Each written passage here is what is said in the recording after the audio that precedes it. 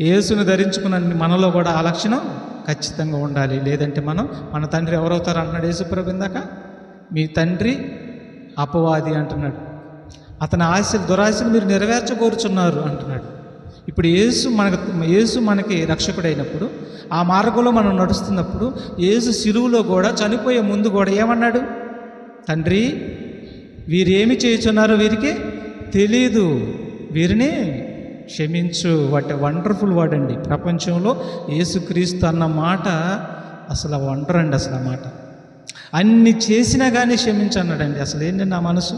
తన చంపుతున్న వారిని క్షమించనే మాట ప్రపంచంలో ఎక్కడ లేదు. బైబిల్లోనే యేసుక్రీస్తు నోటనే వచ్చింది అది.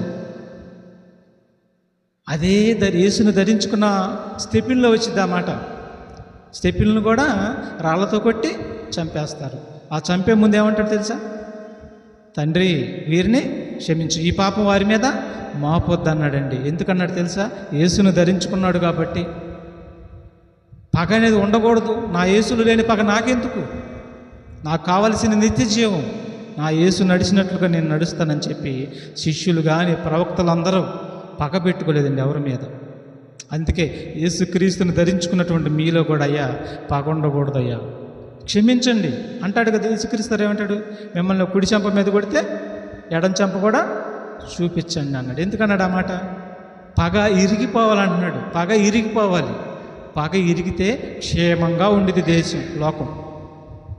ఏ దేశమైనా పగ అనేది లేకుంటే, ఏ దేశంలోనైనా సరే పగ లేకుంటే ఏ దేశమైనా ఎలా ఉండిద్ది? క్షేమంగా ఉండిద్ది. ఆ క్షేమ స్థితిని తేవాలని యేసుక్రీస్తు వారు ప్రపంచానికి హెచ్చరిక చేస్తున్నారు. పగ అనేది ఉండకూడదు.